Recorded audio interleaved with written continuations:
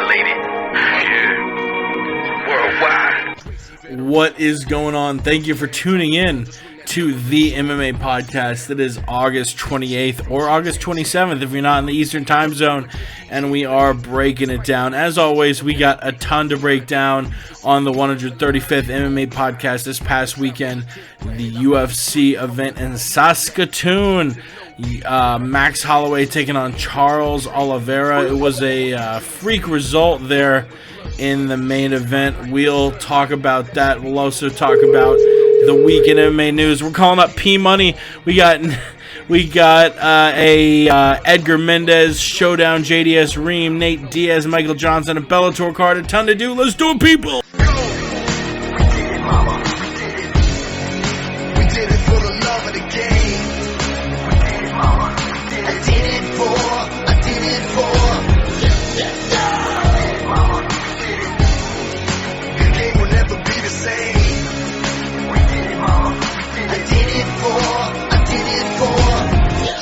You're listening to the MMA Podcast. That's right, Lenny Hart. It is the MMA Podcast. It is the 135th MMA Podcast. And I think this is the first time in 135 episodes where I've actually placed a Skype call while the intro music is going. It seemed like a very rare event, but every now and then that'll happen once you do 135 episodes of anything. And the Skype call dropped with me and P Money during the intro. I called him back. You heard the ringtone. You heard his beautiful laugh just a second ago. And you heard my co-host for tonight. It is P Money on Twitter at Sweet Pappy Jones. Patrick Johnson, how the fuck are you doing tonight? Oh, man, I'm kicking fucking ass and taking names. We're crushing it over here. It's a beautiful evening. Pleasure to be here for number 135. And, yeah, a little snafu with the Skype happens every now and then. It's been fairly solid as of late, but it happens. Worked out well. We're here. We're ready to go. Right before we went live, you sent me a picture of a cupcake of like fluffernutter and marshmallow and ridiculous. Did you take a bite and like temporarily pass out and hit your forehead on the space key and then wake up? Like, that looked insane. No, it's I actually did not. I couldn't do that to myself. It's I'm an all or nothing kind of guy, Jake. You know me. I got to do it at 100.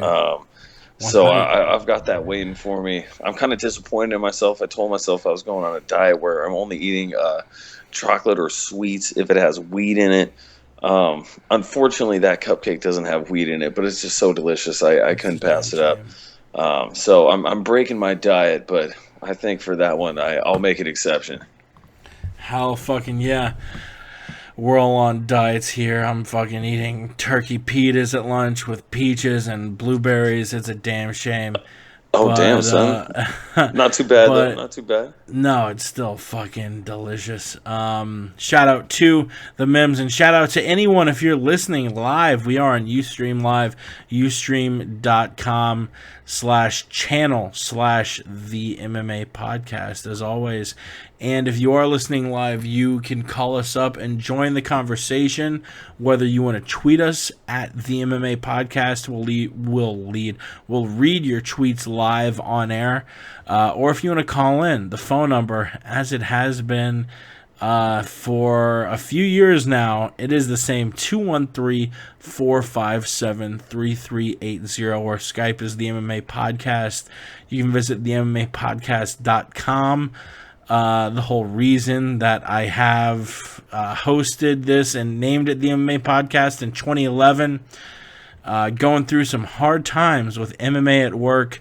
These motherfuckers at the Sports at Work website, which I'm bringing you back to the genesis. I started at MMA at work, and these Sports at Work folks didn't want me to take a week off, and I said, that's all a bunch of higgledy-piggledy, and I quit.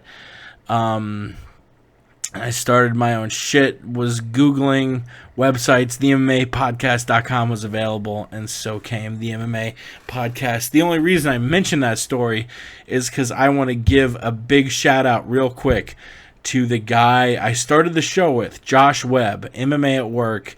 This is probably a solid year before the first MMA podcast that aired June 2012. Back in 2011, I was writing some stuff for sportsatwork.com, and there were literally 2 MMA writers at sportsatwork.com, myself and this guy, Josh Webb. Since then, Josh has moved on to college football writing, and he's on Twitter at FightOnTwist. That's Fight On, which is the USC, University of Southern California Trojans sort of motto, I guess. We're going to fight on. And he is Fight On Twist, like Oliver Twist, I guess. I don't know. But the motherfucker, Josh Webb, he got a shout out on Dan Patrick. Dan read a excerpt of a story that Josh wrote and gave him credit for it on Thursday. I guess that was Wednesday, because today is Thursday. Yeah, Wednesday morning, about 10 minutes into the first hour. If you want to listen, Josh gave his thoughts on Steve Sarkisian, who is the head coach at UFC. I don't know, have the sound clip available now, but I just wanted to spend a minute and give a shout out to the first guy I ever hit the podcast airwaves with, because the guy's really built himself up from nothing, and now he's something, and I think he has a super bright future. So shout out to my buddy Josh Webb, and if you're listening, follow him at Fight On Twist. The guy is a great college football writer if you have any interest in that sort of shit. And I'm glad you're listening now, and you're an MMA fan. Pat, did you want to add anything in on? I think you loosely knew Josh, because it's funny, Josh brought me into the MMA Playground, where I met a lot of people, including Pat, including Jay. Josh was Blue Skies Burn, but I through Josh's prescription to go on MMAplayground.com, which is still a valid thing that you should do, I met a lot of people, and without Josh, I probably wouldn't know your ass, P-Money. Yeah, no, it's true. I definitely got to give a big shout out to Josh as well. We got together on MMA Playground, and he had put me up on the Sports at Work writing as well. I was just about to get up on that. I submitted a couple pieces. That was right before they did the relaunch of the site or whatever it was, and then I think it just kind of never relaunched or whatever the case was. And there was a little bit of tomfoolery going on with one of the 2 owners. I won't get into it because homie was tripping a little bit, but yeah. I mean, things happen, but yeah, we Josh and I, we met on MMA Playground. Then we started doing the MMA at Work podcast together. I was getting together with him on that. That was the first podcast I started doing. Were you my replacement? Yes. I want to say. Really? Yeah. I never knew that. Oh my god, that's hilarious. Yeah. Well, let's see. I want to say that there was someone immediately following you.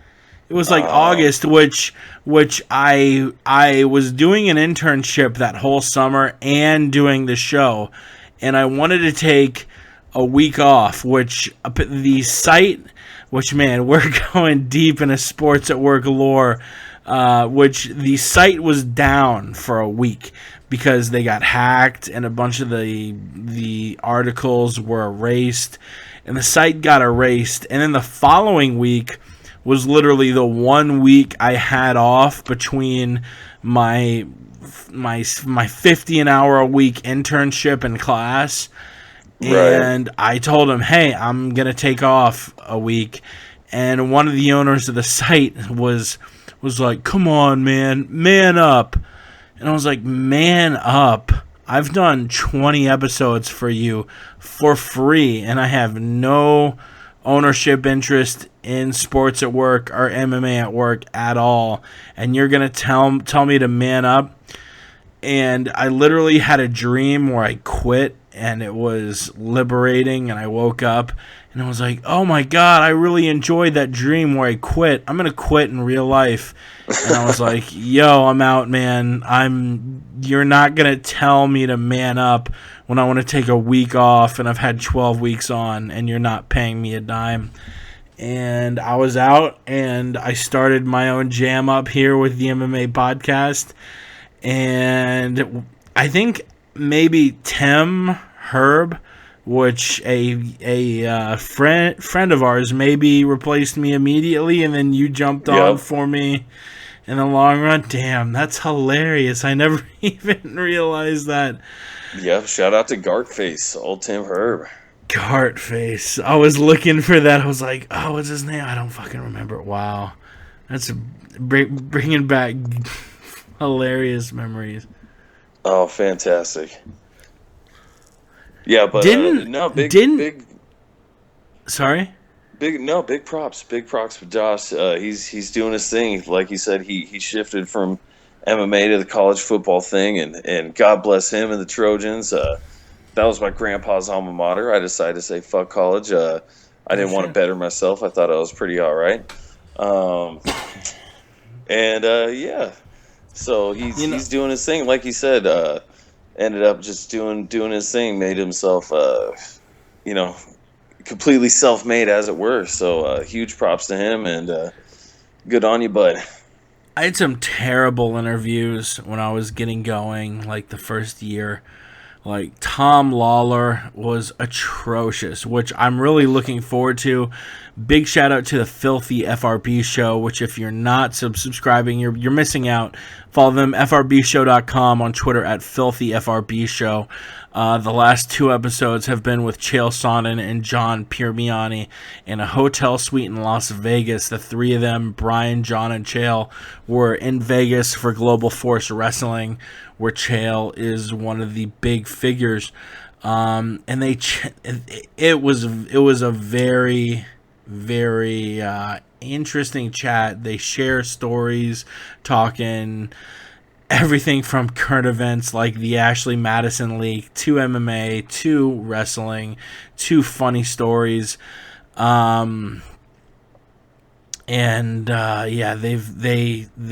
talk a bunch of shit. The FRB show, usually Tom Lawler is on it, but he actually was on a trip in Alaska. I interviewed Tom 3 years ago, back in 2012, and I implore you to not look that up, which you probably can. It's maybe my worst interview ever, where it was like episode 8. And Tom's like joking around, but I don't know how to deal with a guest who's joking around. And he's like, "Yeah, I trained jiu-jitsu with my cat, Captain Sprinkles." And I'm just like, that's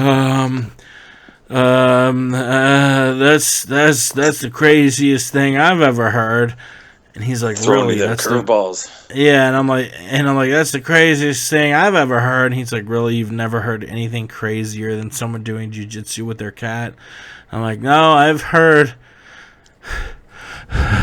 crazier thing. He just was on his feet, and it was my first interview. It was absolutely terrible. But speaking of terrible interviews, I gotta bring up, you and Josh had an interview with Rampage Jackson.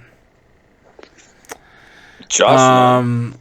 I believe so. Do you remember that interview? I would feel pretty bad. I have interviewed a lot of different MMA fighters. But that is not all right, coming to my mind. I mean, it may have been Josh and someone else, which I hate to corner you, but oh my god, that was. Was that a bad one? It was not as painful as some of the ones I had. I think I had. Who was the host of that MMA show with Nate Corey and some other guy? I'll look it up. On Spike TV. Yes, Spike TV, Nate Oh, I never Corey. even watched that one. And who is but you know who I'm talking about? Shit. Oh, this is gonna kill me. Spike TV. I gotta Google it at this point. Oh, god damn it didn't come up immediately. MMA Uncensored Live, was that it? Maybe not. Mike Straka. There we go. Thank you for bailing me out, Google. Mike Straka. I had Mike Straka on. And I don't know what it was, because I'd interviewed fighters and people before Straka who had bigger notoriety. I had talked to Chris Lieben. I talked to Eddie Bravo, Misha Tate. I talked to, a lot of people. But for some reason, it's the only time I've needed a complete bailing out, and it's a big shout out to the Aunt Jimmy Show, Ramses. Straka came on, and I was just like, the brakes got thrown on, and if you listen back, Ramses actually kind of did me a favor and jumped in the driver's seat and let me slump over into the center console and go deaf mute. But I guess sort of a behind the scenes look as our boy Josh Webb, Fight on Twist. Congrats getting that shout out on one of the biggest sports shows in the world. The DP show couldn't happen to a better guy. And man, the guy's a giant, 6'6". He, it's rare you see the reporter towering over the big ass linebacker, but I only wish the best for him. Our boy Josh Webb. Let's get into mixed martial arts. We're 17 minutes in, and I've just been doing like a monologue on Josh Webb and the history of the MMA podcast and MMA Playground. The ball sucking of Josh Webb. The ball sucking of Josh Webb is what I'll call TMP 135. Subtitle, son. Oliveira versus Holloway. I hate to say it, I really like diving in and really getting into the meat of a card, but there's not much to talk about on this entire card. The fights that ended quickly were for the most part ended quickly by the big favorites. Your prelims, we saw 4 of 6 fights ending in the first round by Misha Kurinov, Nikita Krylov, which the Krylov fight definitely, interesting. I mean, Krylov seems to at this point have the tools it takes to crush cans, but when he goes up against any legit fighter, just gets crushed himself. Felipe Arantes with a first-round armbar over Yves Dubois, and Frankie Perez defeating Sam Stout, 54 seconds via TKO, and then retiring afterwards, something that Michael Bisping caught a lot of heat for, saying that Perez didn't have the cojones to stay in the sport. Quickly called out by a bunch of other fighters, including Dominic Cruz and other fans. Valerie Letourneau with a slight upset win over Marina Moroz. Olivier Aubin-Mercier defeating Tony Sims via a pretty one-sided unanimous decision. 2 TKO victories.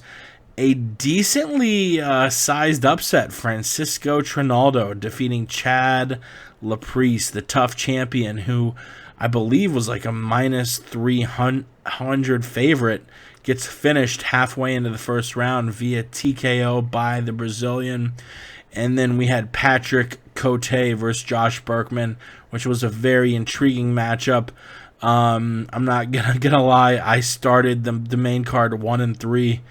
I picked Olivier Aubin-Mercier, but I also picked the other 3 incorrectly. I picked Marina Moroz, who, like I mentioned, lost via decision.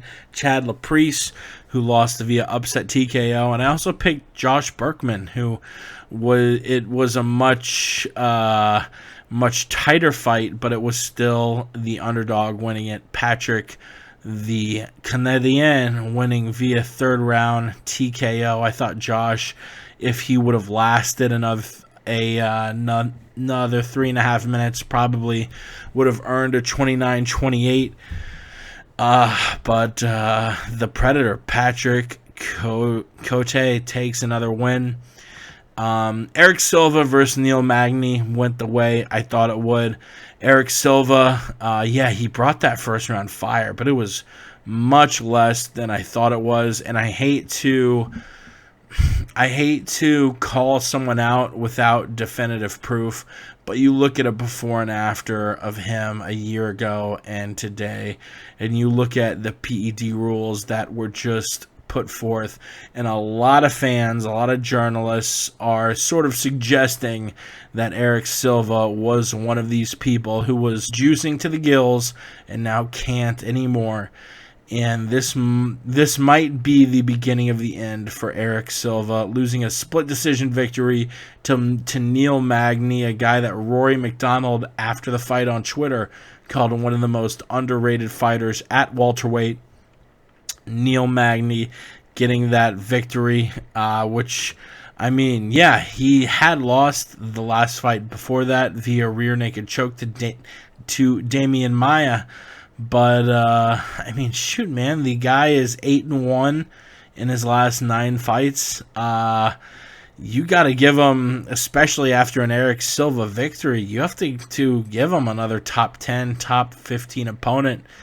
And I would save Holloway, Oliveira for its own topic, but there wasn't that much to talk about, unfortunately. Max winning a TKO in the first round. I think Max would have won the fight regardless, but Oliveira apparently had a neck/esophagus injury going into the fight, thought that he would be okay.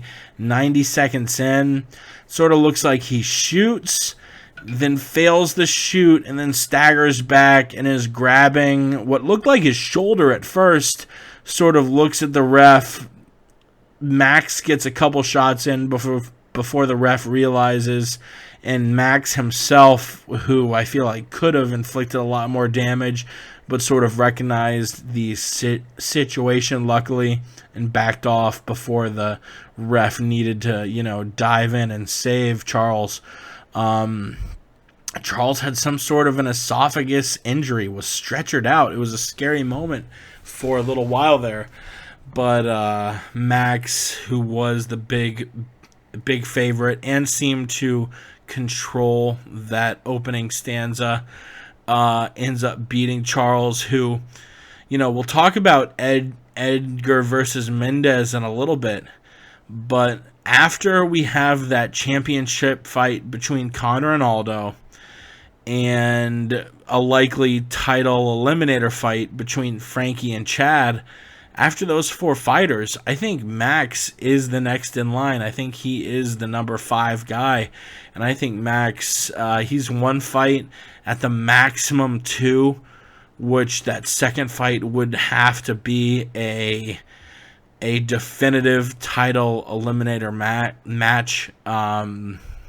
Max is getting close to a title shot, which makes the victory from Conor McGregor look that much more impressive, and B, you look at how old Max is. The guy's 23 years old, and really makes you wonder how long his career is going to be, and it makes you think that him eventually becoming the champion isn't a matter of if, it's a matter of when.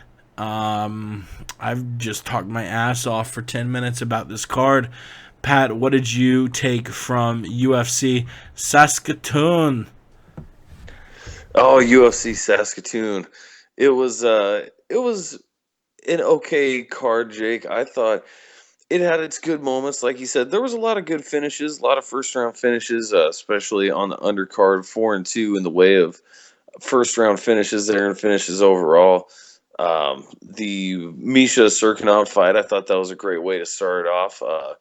Very nice little beat down, good performance by him in his UFC debut. And there was good action throughout the card, but there was just some snoozers in there. Your Obama Mercier, that fight, he did his thing. He imposed his will. He's just kind of ground out Tony Sims there. Magny overcoming Eric Silva, like you mentioned. We both called for Magny last. What was it? Saturday. We had done our podcast last Saturday before the We fights. should have bet it too, man. He we Oh my God. both were confident, and he was an underdog, and we both were saying, "Man, you should bet Magny because Silva."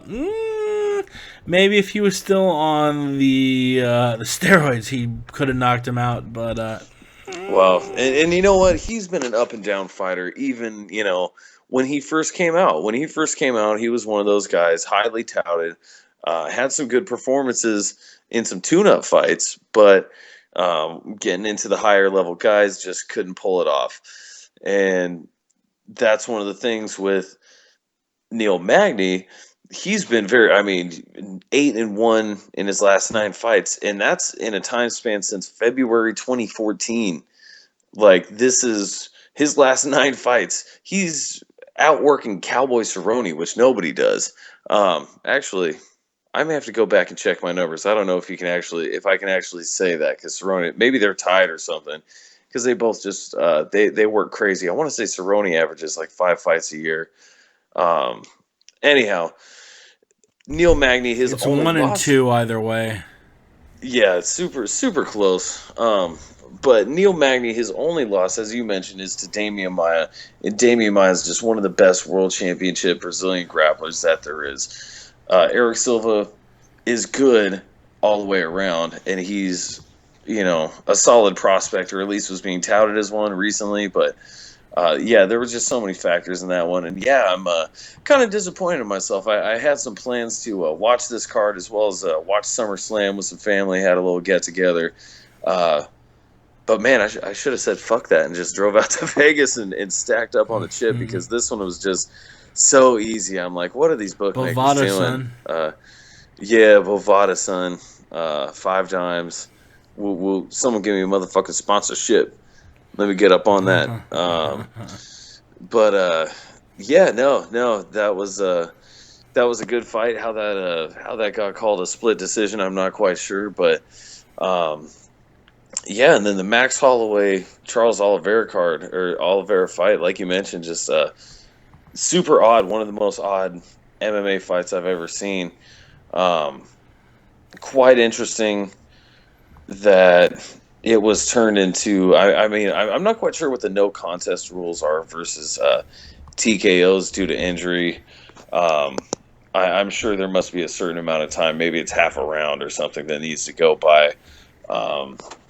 So it was just very odd, very unfortunate for Charles Oliveira. Hopefully he can recover well and there's no further issues down the road. I mean, that just seemed like quite the freak accident there. And what was up, man? That was crazy. Yeah. Hopefully he recovers well and can come back 100%, because he had been looking really sharp at his run at 145. I can't even remember what his last setback was before that. I want to say probably the Frankie Edgar fight. Actually, I want to say the Cub Swanson fight was his last loss.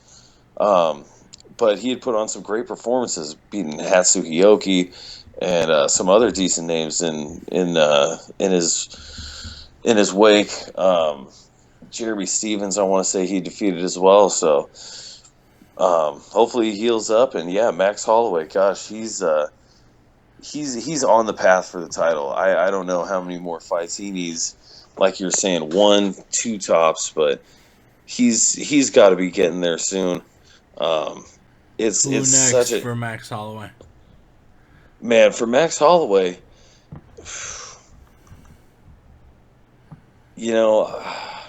with Edgar Mendez coming up here, which we'll get into. We have that fight rolling up with Ricardo Lamas, who should beat Diego Sanchez. Do you face him off against against the only guy outside of Aldo, McGregor, Edgar, and Mendez who's ranked above him. You have Holloway 5, Aldo, McGregor are champion and 1, Edgar and Mendez are 2 and 3, Lamas is 4. Lamas, at least by the rankings, would be the guy you would want to pair him against with. But at the same token, he doesn't fight until November 21st. Yeah, that's a pretty good stretch because you got to wait for that fight. I mean, and I heard from what I've seen, he already beat Cub, Jeremy who's Stevens the next down. Yeah, sorry. Yeah, he already beat Cub. Jeremy Stevens, I heard they were doing the rematch with Dennis Bermudez. I'm not quite sure if that's still what they're doing.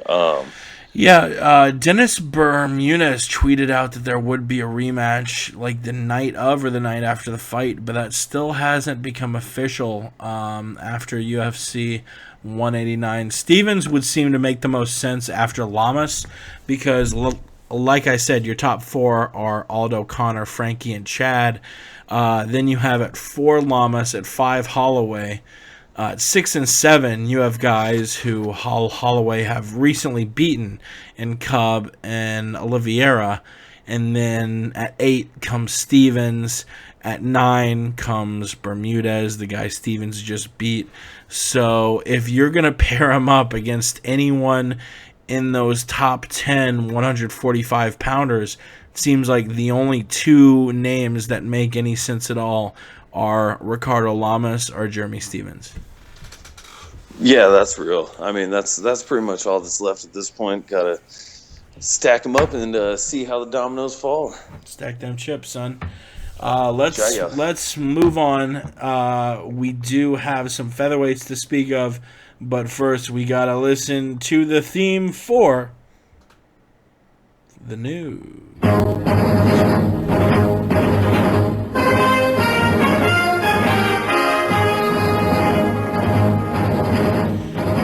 We just alluded to it. Frankie Edgar, he's going to be taking on Chad Mendez at the Ultimate Fighter 22 finale. That finale is going to be taking place December 11th.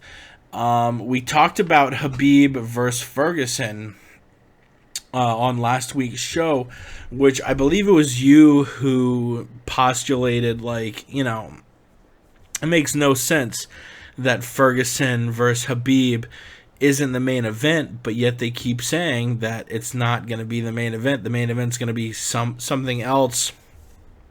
I assumed that, all right, well, considering it's the tough 22 finale, and you have Connor who's going to be fighting Aldo the day after, that leaves Uriah Faber without a dance partner. I bet Faber ends up fighting someone at the finale.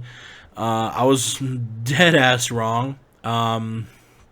I guess I came kind of close because you have one of Faber's training partners taking on Faber's most recent opponent. At featherweight, it is Frankie Edgar versus Chad Mendez. That is going to be the fight at Tough 22 that headlines the card, and it's going to be a great card, and it sets up an amazing 4 or 5 weeks of fights, late November through the end of December, and I guess January 2nd. We're going to have a ton of title fights between the Tough 22 finale, UFC Orlando, UFC 194, and UFC 195. It's going to be a hell of a ride, and it works out perfectly because that's right when exams end, and I'll just be able to turn off my brain and watch UFC and bury all of my cognizant thoughts in Blue Moon and Jack Daniels. But Edgar Mendez, December 11th, it is the cherry on the cake of the first fight that is going to make up a string of amazing events. And we got to discuss who you got. Frankie Edgar, especially at his weight, one of the greatest of all time. You know, when we talk about the featherweight, lightweight divisions of all time, there are only a few names that go ahead of Frankie Edgar as far as who are the greatest. Aldo probably being one, maybe BJ Penn, Takanori Gomi put forth an amazing career in Japan. Aside from those three guys, I can't think of anyone at featherweight or lightweight who you really can definitively argue has had a better career than Frank Edgar. Chad Mendes is up there though. It seems like Chad, aside from his UFC 189 loss to Conor McGregor and his 2 losses to Jose Aldo, he never loses. He's got that wrestling, got the pedigree, and like a lot of Mendes fans will point out, he'll have a full camp, unlike he did against Conor at UFC 189, where he only got about a week and a half to really prepare for the fight after Jose Aldo backed out. Frank Edgar, too, will have a full camp. It'll be a 5-round fight. It'll be a fight at 145 pounds. And man, this is gonna be real close. I'll pass it to you first, Pat. Frankie Edgar versus Chad Mendes. This is one of those fights where there's really not a wrong answer, but who are you picking here? Well, it's definitely a coin toss fight. This is 2 guys who are basically mirror images of each other. Crisp boxing, good footwork, constantly moving, have the cardio for 5 rounds easily. I mean, it's super hard to pick, but like you mentioned, Frankie Edgar, he's just got that pedigree that really makes me lean in his favor.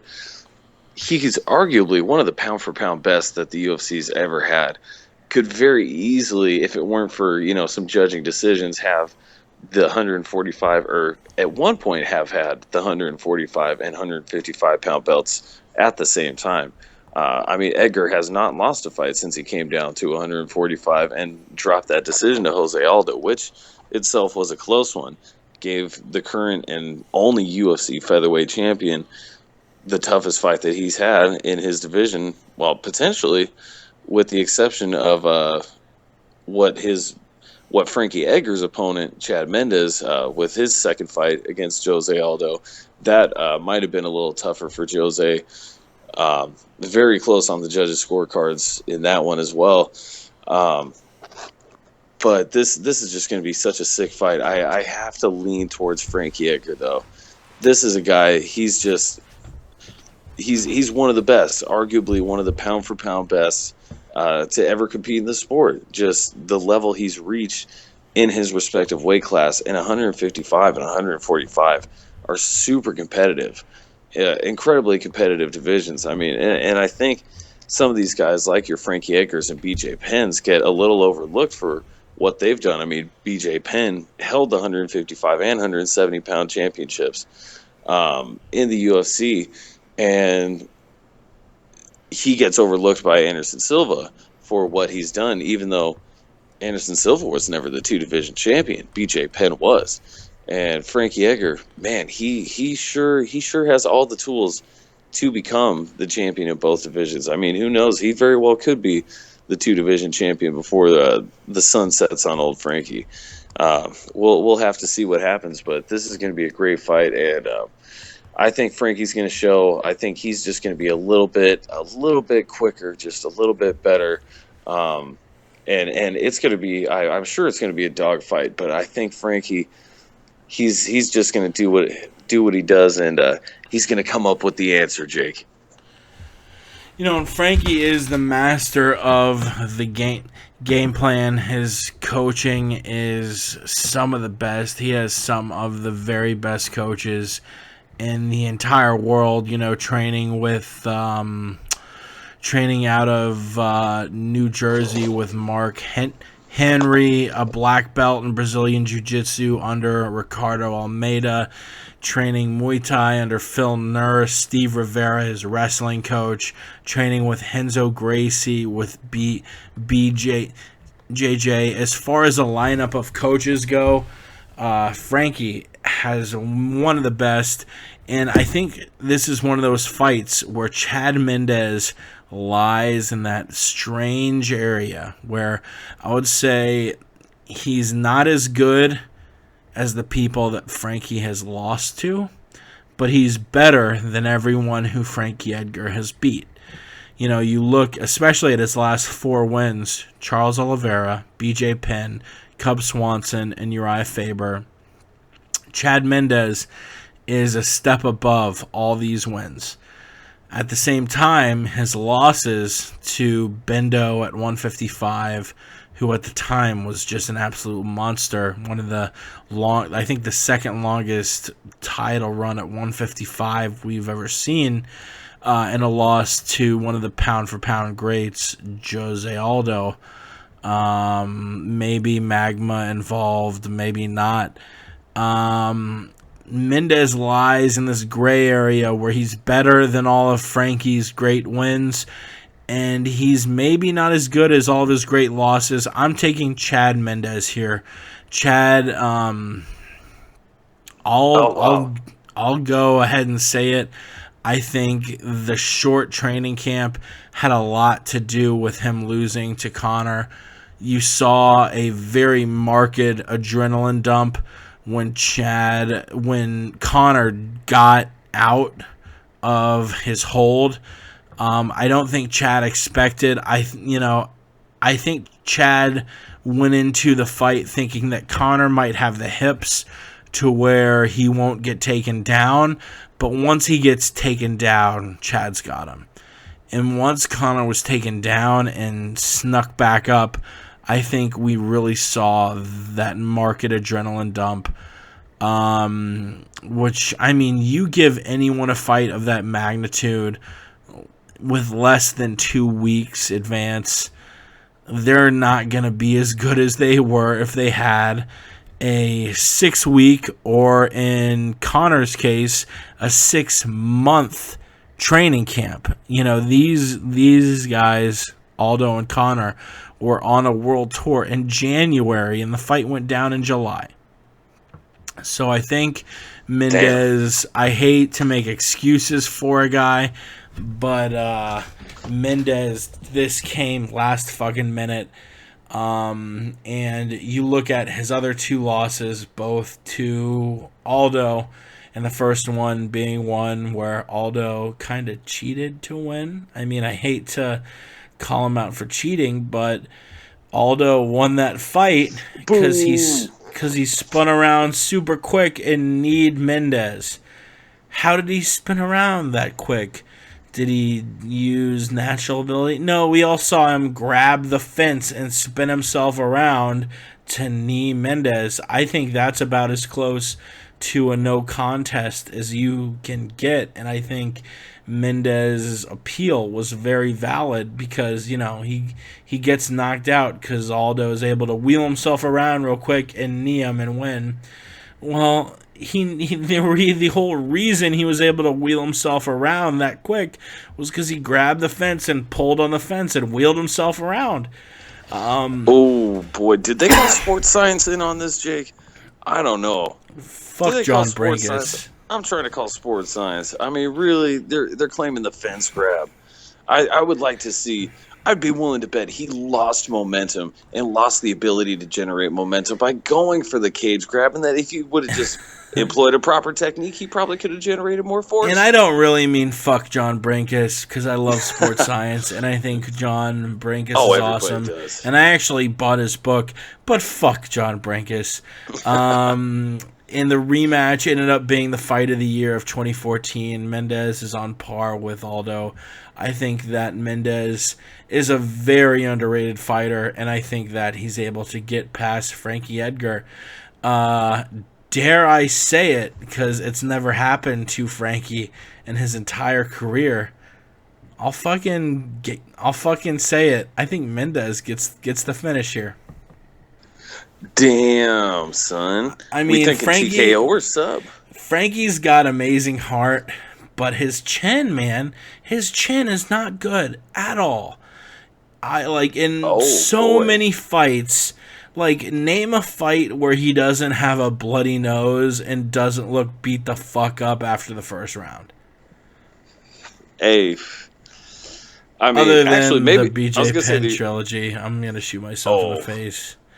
Yeah, Penn is BJ, my come favorite on fighter now. of all time. God damn it. No, you know what? I mean, we were all disappointed that BJ went out the way he did in that trilogy. I was there but, live. I sat in my seat and oof. stared at the octagon until the arena cleared up and an usher told me I had to leave. It was pathetic. Damn, just And I a was wearing shamble a of your green former shirt self. that said Hawaii. I was going nuts during Penn's walkout, and then Penn fucking struts around the cage like a goddamn stork and gets starched. I don't want to relive that day. Yeah. The answer, though, I said, you know what? If anybody's taken over BJ Penn's throne, I'm glad it was the answer. He seems Fuck like you, a Doug classy Crosby. dude. You don't hear any bullshit, about Frankie Edgar, being a fucking wife beater, misogynist, any of this negative bullshit you hear. Seems, good company dude, works hard, blue collar, everyday kind of guy. And that's something I respect. I think that's something that people like. He may not have the buy numbers that he should be getting and that he deserves. Speaking of which, sorry. Oh no, go on. Speaking of which, our friend Jay Jeans, I was in Vegas with him and your beautiful ass for UFC 189. Oh, yeah. Even though your bitch ass showed up a day after the fights, shaking my head.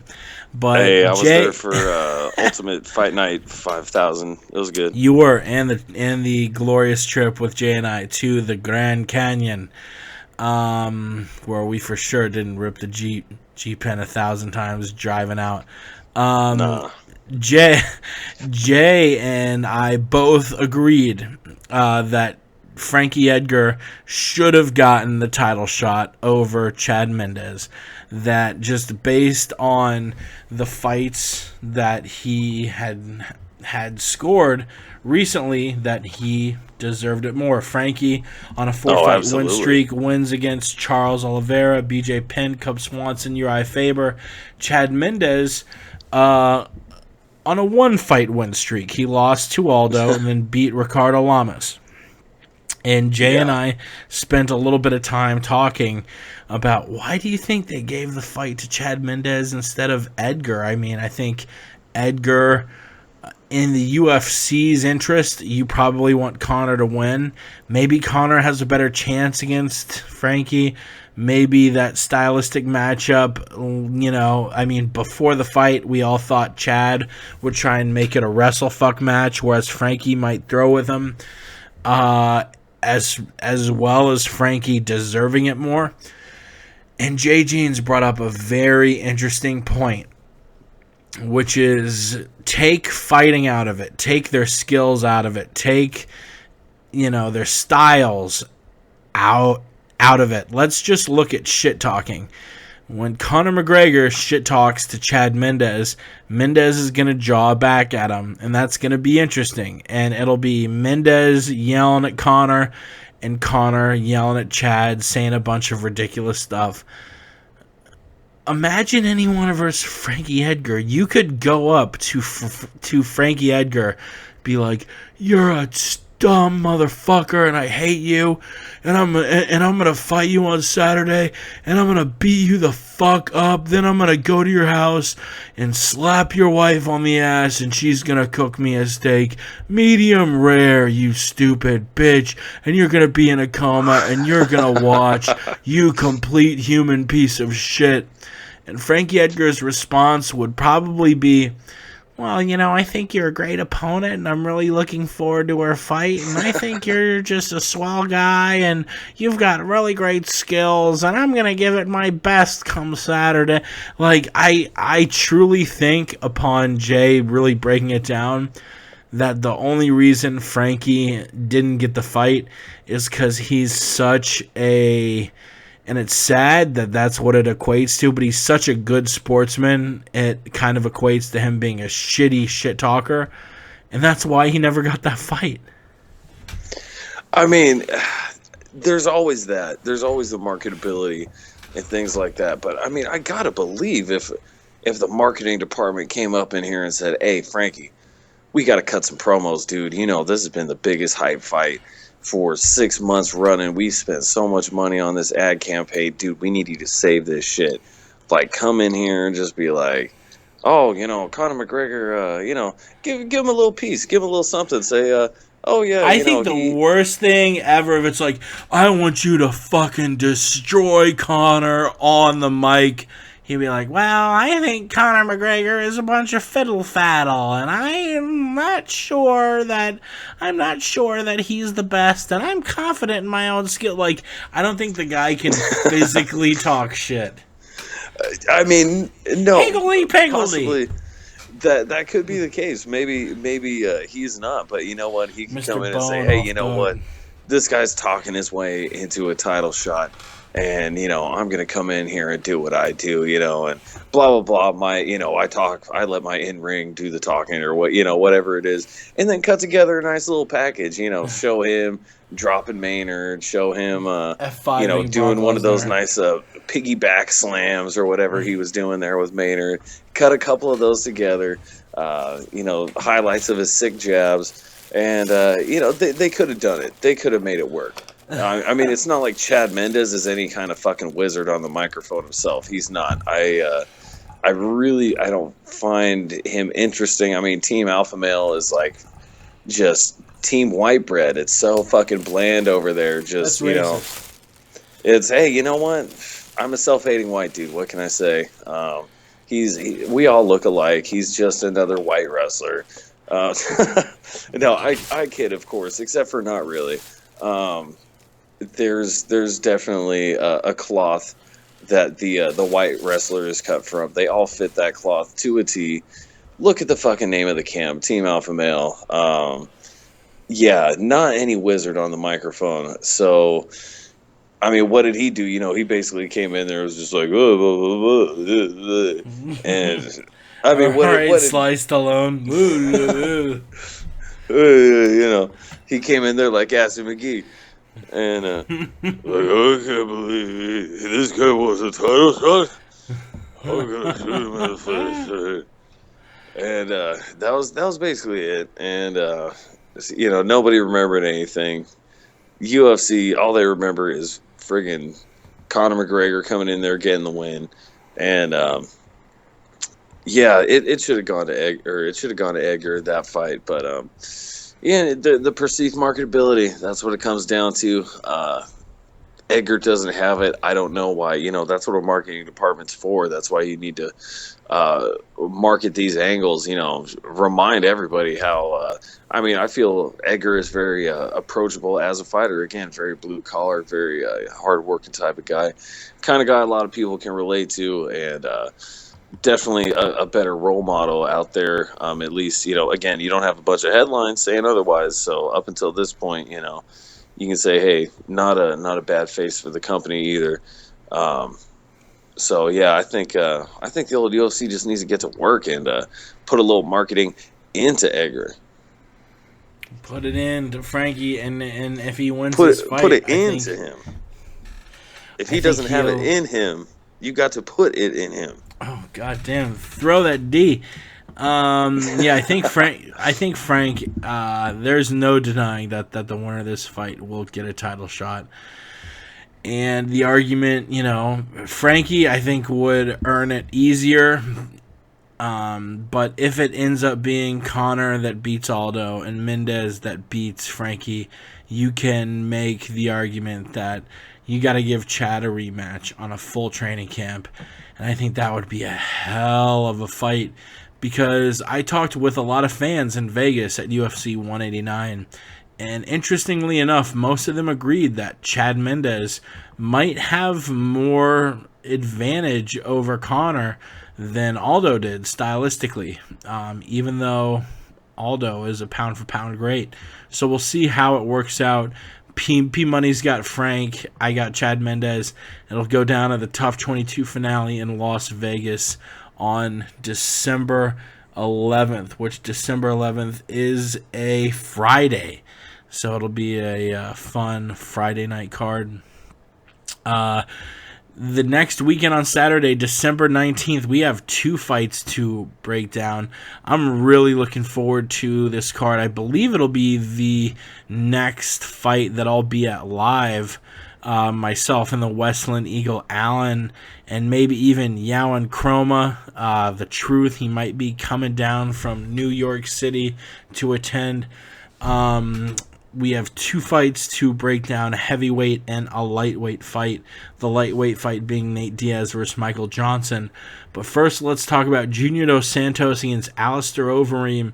In what might have some title implications to it. You look at their record and you might question that, but heavyweight, maybe aside from flyweight, at this point is maybe the weakest division in the UFC. You're sort of grasping at straws for title contenders.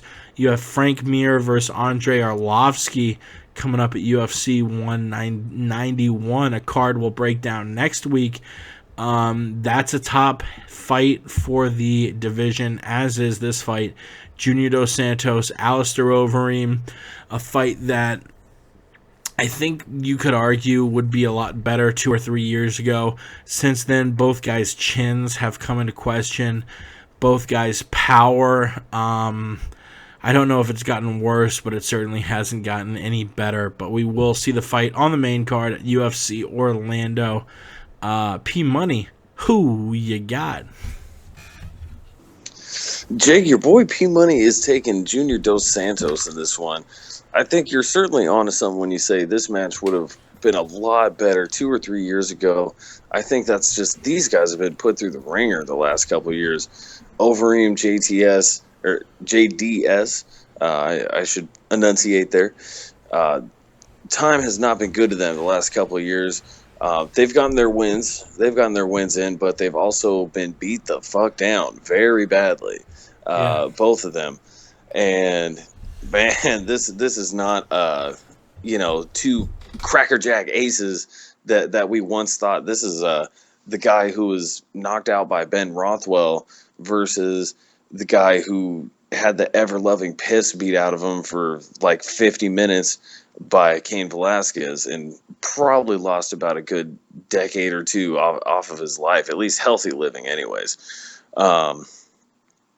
So it's lost a little bit of that luster, but it's still a good fight, and everybody loves a good resurgence story, so this will be a good one to certainly keep the guys in good stead with the UFC fans. Of course, they are both coming off of wins at the moment, but you're only as good as your last performance. Got to stay fresh in the fans' minds. And a lot of these other heavyweights have been taking the headlines lately. You've had the Mir resurgence, the Andrei Arlovsky resurgence. A lot of these guys coming back right now, and they're making names for themselves. And so maybe this is a good time for Junior and the Reem to get it on and finally see who's better in the octagon. But I'm going to take Junior in this one. I think, man, pardon me, I ripped that G-pen a couple times as you spoke, and whoo, doggy. Oh, yeah, that'll get you. You know what, here, I think you have 2 guys who are very susceptible to getting hit. I think this is, usually when you talk about 2 guys with incredible power, you say, oh, it's going to end early. And it ends up going to a decision, of course. These are 2 guys who I think their chins are very much tested. Junior lost 5 to 10 years off his career from the second and third fights against Cain. Overeem, I feel like also a question mark with his chin, but not as recent. For that reason, I think both of them are going to be, throwing that knockout punch, looking for the chin to fail. And I think Overeem has more ways to do it. Reem has gone into many fights with just shit game plans, but the last year he seems to have been fighting smarter and I think he'll have a decent strategy against the boxing, whereas Junior is going to have a more difficult strategy defending against everything Reem can do. Reem also has boxing. He can fight you with long-range kickboxing. Reem also has the clinch game, where I think this fight is going to end. I think Junior is going to throw out a punch a little too wild. Reem's going to push Junior against the cage, and I think the fight ends with Junior's back against the cage and Reem imposing damage. I have Reem finishing the fight in the first or second round in the clinch with Junior's back against the cage until he falls. December 19th in Orlando. Another fight that will be on the main card. Nate Diaz and Michael Johnson. This is a fight where, I don't know, you have Khabib versus Ferguson, who seems to be the ideal match for the title shot, after we have RDA versus Cerrone, which will also be on that December 19th card. But will the winner be close to a title shot here? And, of course, who you got in this one? You have Nate, who's had a little bit of time off.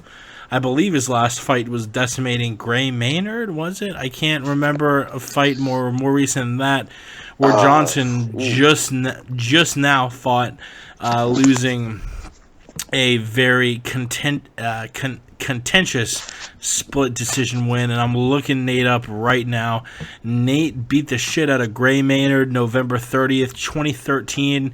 Since then, he has one fight where he lost to the current champion, Rafael Dos Anjos, December 2014. So, since that Josh Thompson loss, he's only fought twice, one win, one loss, but the loss being to the champion.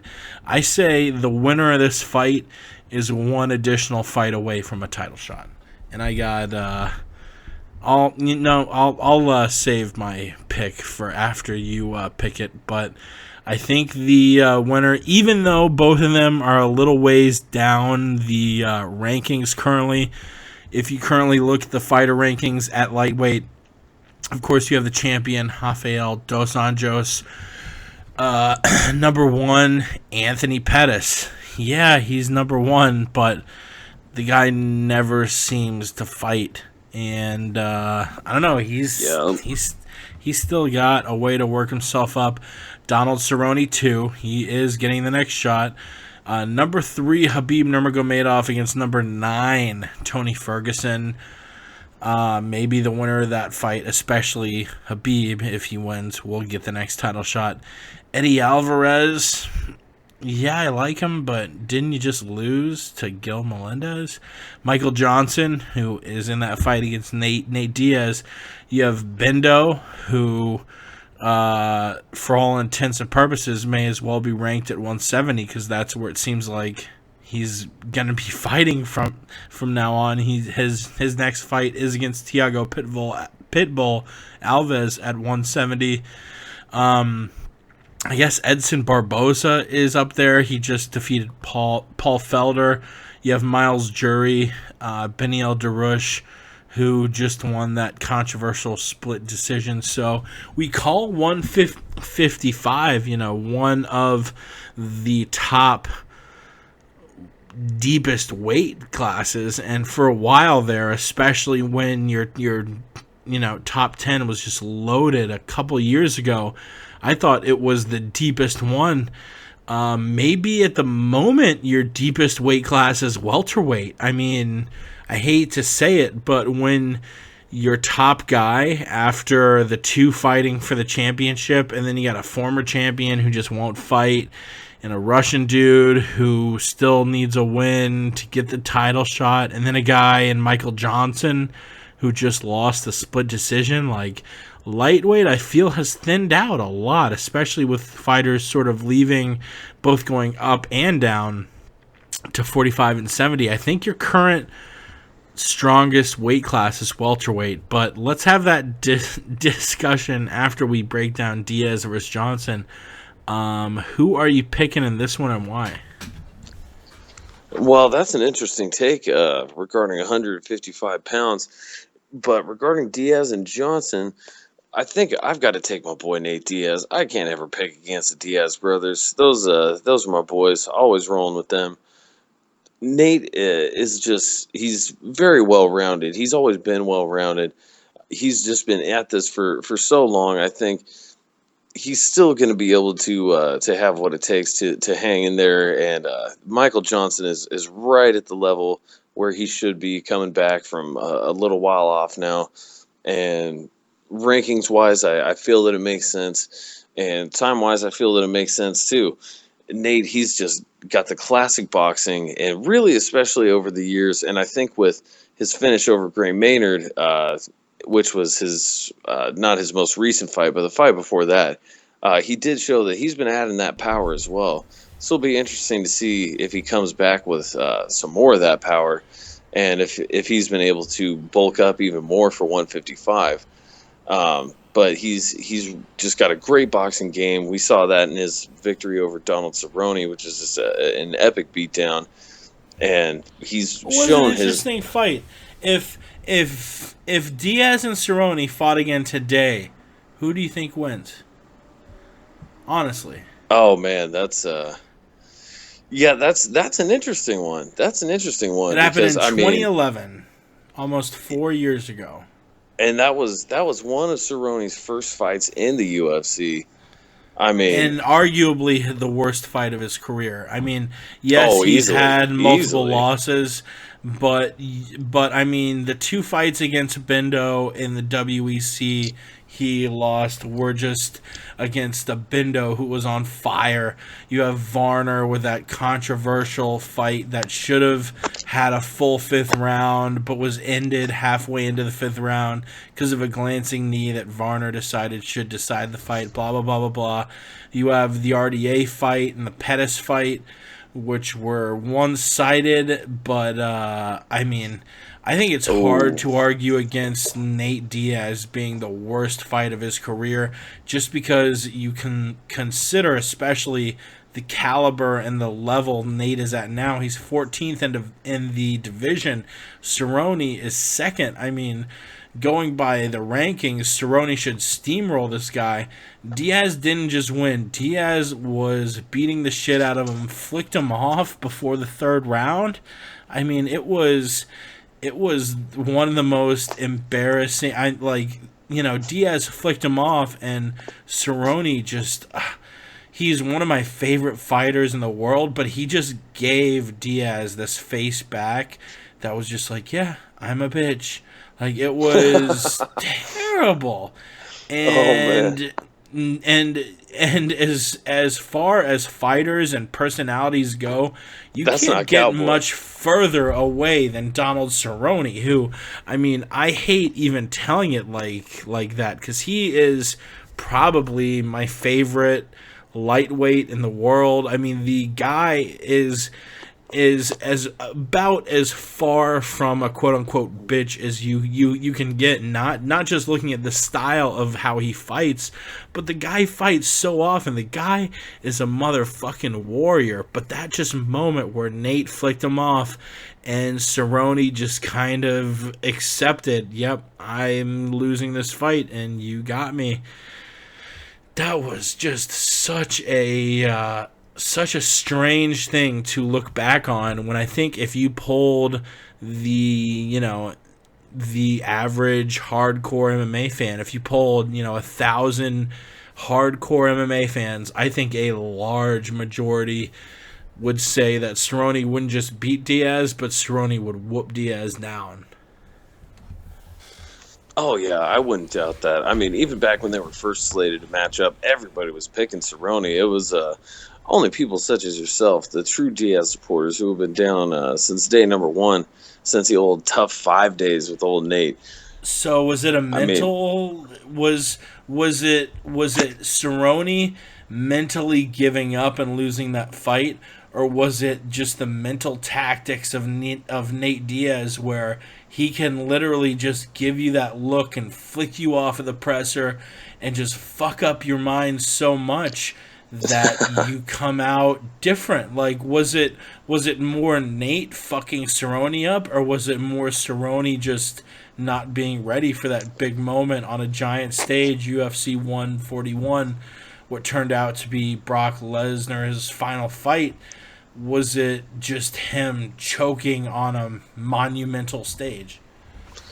I certainly don't think you could blame it on that. Cowboy had been in a lot of big fights and a lot of big cards prior to that. I mean, granted, that probably was the biggest of his career up to that point. But I wouldn't think that would be something. That certainly wasn't his first UFC fight. So I wouldn't think that'd be something that would faze Cowboy. I do seem to recall hearing something about him potentially having been kicked in the head by a horse prior to that fight. I'd have to do a little sleuthing and see if I could find any citation for that. He was hungry, bro. I mean, you never know. Cowboy, apparently he lives that ranching life. So, we just broke down Overeem versus Junior Dos Santos. I know. Oh, my gosh. That's, hey, they just made it legal in the U.S., so there you go. Why not? Why don't I have the horse sound effect up and ready? God damn. Oh, man, yeah, gotta have that cute and ready to go. Gotta have that neigh on point. Or no, was that 2014? 2014 where they made horse meat legal. Either way, we all know it was the juice. But be that as it may, yeah, I think Cerrone, absolutely. He was the favorite back then. I think he would be even more so the favorite. There it is. I think he would be even bigger favorite today. And again, was he seriously injured? I heard all sorts of different rumor injuries before he came into that. I heard rumors as well. Yeah, before he was coming into that Nate Diaz fight. So I don't even know what to think about that. Plus, Nate, he seemed to be super on his game as well. He had a lot of momentum going into that. It'd be interesting to see if Nate Diaz comes out, puts it on Michael Johnson, and then you said, okay, next fight's going to be against Cowboy, let's say Cowboy wins the title or something like that, or whatever the case may be. Cowboy loses in his title bid, and they want to make the rematch for Cerrone's rebound fight. Either way, I think if Nate does get that win over Johnson and he's got that momentum coming in, it's a big fight. I mean, that's a big fight, but I mean, hey, he did it once before. Why not just get in there, do the same thing he did before, get in his face and beat the guy up? I think Diaz could do that. There it is. Diaz, you said Diaz was on a bit of a run. I'm all about yes and. I hate to shut you down here, but before Donald Cerrone, Nate Diaz in the previous 3 fights, he was 1-2. And most of that was because he was sort of fucking around at welterweight. He fought Dong Young Kim, lost the decision. Fought Rory McDonald, lost the decision. Rory, arguably now a top 3 welterweight. Then he went back down, defeated Gomi by armbar, beat the shit out of Cerrone, choked Jim Miller till he bit off his own tongue. Then sort of fell back on the losing side, losing to Benson, losing to Thompson, avenging a loss against Gray Maynard, and then losing to Rafael Dos Anjos. Nate Diaz now 17-10. I look at his record, and the Cerrone win aside, because I think that's really the only fight on his record that doesn't fit this formula. And one of the reasons I brought it up is I think it was sort of a fluke is the wrong word, but there's not a better word in English that defines a fight by a fight that had one result, but today would have a different one, and ordinarily would have a different one. And taking the Cerrone fight out of Diaz's... Yeah, perfect. That's actually the word I was looking for. The Cerrone fight being an anomaly. I think every fight on Nate Diaz's record, going all the way back to when he had his first WEC fight in 2004, which was actually his first pro fight, 17-10. Every time he faces a guy more athletic and quicker moving than he is, he loses. And every time he goes against the guy he's quicker than, he wins. I mean, look at his last, 9 fights. He goes. I mean, the fights at welterweight you probably can take out of it just because they were so much stronger.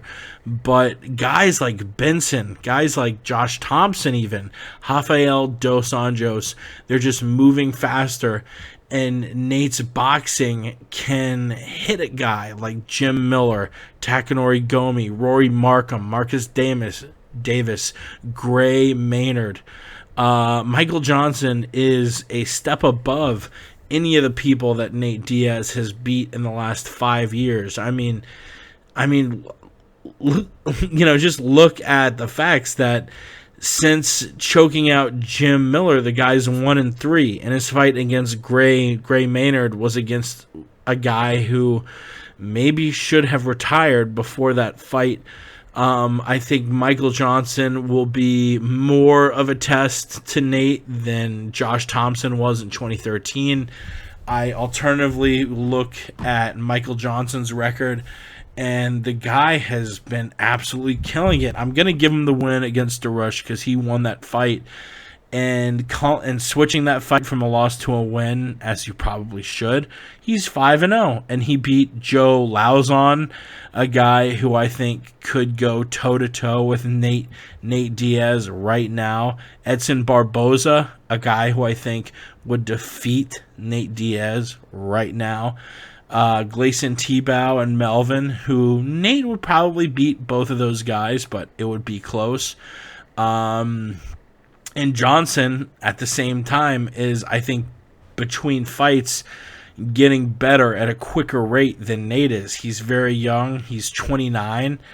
This guy is getting better and better and better. Yeah, Nate is only 30, but still, I feel like Johnson is improving more between fights. And the records are really close. You have Johnson, who's 16-9, Nate, who's 17-10. So he has one more win and one more loss. Diaz, for sure, his MMA career, he's fought more difficult opponents. But I just feel like, 3 years ago, you put this fight on when both of them were in the UFC. Nate wins, but since then, Michael Johnson's gotten a lot better. I haven't seen near as much involvement of Nate Diaz's game, and I'm giving this one to the menace, Michael Johnson. Well, and I'm still I got to give it to Nate Diaz. I mean, yeah, he has apparently been evolving. He's definitely come a long ways from his Ultimate Fighter days, Michael Johnson. And he's been making some good improvements. But the only thing is, even though, he should have won the Benny El Dariush fight, he technically didn't in the judges' eyes. Yeah. And that's an issue. Because you have to be able to convince the judges that you're winning the fight. So what's going to happen? In the second round was the question there. I think most will agree that it was 29-28. And I think the judges saw the first to Johnson, the third toward DeRush, which almost looks like you're tailing off a bit. Maybe his gas tank got a little depleted halfway through the second round and he started to trail off. We've had guys with big muscular bodies like Johnson not be able to survive a full 15 minutes. Nate Diaz is a guy who, if there's a short list of guys you cannot have a shitty gas tank against, it's Nate Diaz. I mean, the guy thrives in the later rounds because him and his brother are running triathlons and are some of the most well-conditioned athletes, not just in the UFC, in the fucking world, in any sport. Nate absolutely is not a guy you can trail off against. If Michael fights a very fast first round and sort of wants to dial it down a bit in 2 and 3, he's going to lose. Yeah, absolutely. And all these things are factors. And again, you just lost your last fight, even though you might have felt you won. And that could also be a factor as well. He could have felt, I'm piecing this guy up. I'm beating him handily. I've got this guy all day. And, the judges are seeing a different fight. They're seeing you fight a guy who's actually putting in an effort, and you're just kind of coasting. Who knows? I thought Michael Johnson should have taken that fight, but you can only... some people... Judging a fight is fairly subjective, and different people are going to favor different aspects of the judging criteria more than others. So be that as it may, you can't afford to take your foot off the gas. You can't afford to pretend to know what a judge is thinking, because we've seen it so many different times. You don't know what they're thinking. You don't know what they're watching. And are they watching the monitors, or are they watching through the cage? What perspective are they checking out? Are they paying super close attention? You have no clue. And the best way to prevent any kind of doubt is to go for the finish, and or just go 100% the whole time. But be that as it may, pardon me, is he going to modify his strategy next time he comes out to fight?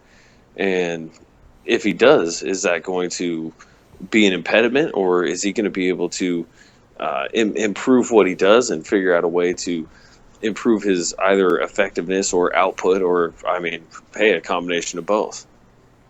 But, I feel that Diaz, as you mentioned, he runs triathlons. He's been doing that. He's always in shape. Got cardio to go all day, has been rolling ever since. And he's just the crafty veteran. And I think the fact that he said, you know what, hey, if they were to fight 3 years ago, you'd be picking Nate Diaz. And my theory is, why is that changing today? Nate Diaz is still Nate Diaz, and Michael Johnson is still Michael Johnson. Nate Diaz has been in the game for forever doing this thing. Maybe Nate's been a little predictable, but I think 3 years ago, Chad Mendes crushes Conor McGregor.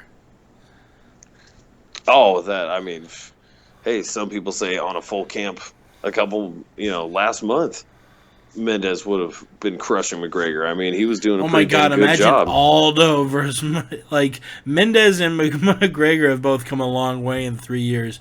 Imagine 3 years ago, if you put on Aldo McGregor, Aldo would be a minus 9,000 favorite. But now... Oh, yeah, handily. He's an underdog. Yeah, which is kind of crazy, but yeah, there you have it. I'm rolling with my boy Nate. I think rolling with my boy. He's gonna do his thing. He's gonna get the volume going, and he's gonna either piece Johnson up on the feet, or he's gonna sub him out on the ground, just like he does with everybody. And hey, most of those 10 fights, a lot of those are bum decisions. There are some bum decisions up in there, especially that Dong Hyun Kim you brought up. I wouldn't advise anybody go watch that fight again, because it was not the most exciting fight. But oh yeah, my boy Nate, he had that 100%. I don't know. It was close. Honestly, I remember it was really boring, and I didn't care at all. I just wanted it to fucking end. Let's move on. We have our fight announcements. We're past a couple news topics, and we'll dip the hell out of here. Jacare venting frustration, saying that he deserves the title shot, and he feels like he has been he's had just back-to-back title eliminator matches, which I don't blame him. I've voiced this opinion a million times, so I don't want to get too deep in it again, because I've said it a ton. But the guy earned a title shot. Dana White said that Jacare was the next in line for a title shot when he beat Mark Munoz in 2013. Then not when he beat Munoz, but when he beat Okami. Then Lyoto Machida finishes Mark Munoz. Devastating fashion. He's a sexier name. He's the former champion at 205. Lyoto Machida skips over Jacare, gets a title shot against Weidman, loses. Then Vitor Belfort goes on a wild run. Doesn't just win, but he destroys Luke Rockhold, Dan Henderson, and Michael Bisping. All the crazy spinning spam leg kick bullshit. Of course, we all knew he was on steroids, and then he fought Weidman off steroids and looked deflated and lost quickly. Now for the third time, Jacare is being skipped, and this time the excuse isn't that it's a sexier name or that the guy was on roids, but it's Luke Rockhold, and Luke Rockhold can say, no, I beat Jacare back in Strikeforce, see, so I'm better. And I get the logic, but at the same time, Luke Rockhold has lost much more recently than Jacare. Jacare is on a run, and just like I said, to P Money, with the exception of Cain Velasquez, I think this is some of the worst booking the UFC has put forth. Jacare would have been better off not fighting at all than he did getting that bogus joke of a rematch against Chris Camozzi, a guy who's not even a top 30 UFC middleweight, but you're going to let Jacare fight him. And I feel like the win against Camozzi, if anything, just set him back, because, you know, the guy was going up, about to fight Yoel Romero, a top 5 guy. And then Yoel gets injured or whatever, and Camozzi rejoined, which you can't blame Chris, because the guy's got a hell of a heart and a hell of a fucking soul to go up against the guy who embarrassed him the first time around. But he said, yeah, sure. I honestly am curious why a commission even commissioned the fight, because the first one was so one-sided. And hey, guess what? You won't believe it, but Jacare tapped Camozzi just like he did the first time, super fucking easily. What? Yeah, I know, crazy. So I feel like that fight set Jacare back. I feel like Jacare should get the next title shot. As much as Luke Rockhold is the sexy pick, you want to look at it justly too. I mean, not only has Jacare been in line much longer than Luke, Jacare's older, man. Luke Rockhold is a young gun. It's not going to hurt his career nearly as much to make him fight one more time against Yoel Romero, maybe, than make Jacare wait around and fight Yoel. Jacare being in his, I feel like Jacare, I don't have their ages in front of me, but Jacare has got to be at least several, if not a handful years older than Luke Rockhold. I think Jacare is getting fucked over, and he's maybe the most unlucky guy, like I said to you before the show, Pat, in the UFC, sans Dominic Cruz. What do you think about Jacare's lack of title shots? Pardon me, with a little hiccup burp there. Jacare seeming like not only people like me are getting upset about it, but he himself is starting to vent frustration about it. Oh, I think it's a bunch of fucking bellyache. And do you hear this kind of shit from Frankie Edgar? No, hell no, you don't. And Frankie Edgar already had a title shot, and it was a super fucking close one. Very well could have been the champ. He's on a 4-fight winning streak. He's got guys like Conor McGregor coming in there, stealing his shine and getting his title belt. He's not getting pissed off. And you got guys like Jacare coming in here. I mean, yeah, he's one of the best grapplers the UFC's ever seen. But you got to wait in line. But really quickly, I would make the distinction that Frankie Edgar got a title shot in 2013 at that same belt at featherweight against Aldo. Jacare, since coming over from Strikeforce, has not lost a single fight in the UFC, and in fact was guaranteed a title shot in 2013 and is still waiting. This is the longest I've seen someone wait. It's fucking egregious, in my opinion. Yeah, he's had to sit down for a little bit, and I mean, hey, it is unfortunate when you've got rematches and things like that going on, but there were other people. I mean, hey, Vitor, of course, he was on his little TRT run. He did his thing, wove his way in there. Machida, of course, he was a big name, former UFC champion. I mean, and that's the thing. Souza was getting snaked by former UFC champions. Souza was a former Strikeforce champion. He used to have a Strikeforce belt, got beat by Luke Rockhold. Luke Rockhold, if I'm not mistaken, was the last Strikeforce middleweight champion. And all the other guys who came in, Machida, former UFC 205-pound champion. Vitor, former UFC heavyweight champion. And so on and so forth. Of course, and beating the greatest of all time, Anderson Silva, 2 times in a row. So he was beating some of the greatest in UFC history. He had to take care of that business first and cement his legacy there. So those guys right there, at least in the way the UFC works, and it just so happened they all had little streaks going on. Machida had a streak. I mean, again, Anderson Silva was the greatest of all time, so he got his. And Vitor had his streak going on. He was running around. He beat Rockhold, who was the guy that had beat Souza, so he got his spot in line. And, MMA math, that's kind of how it works. It's not always accurate.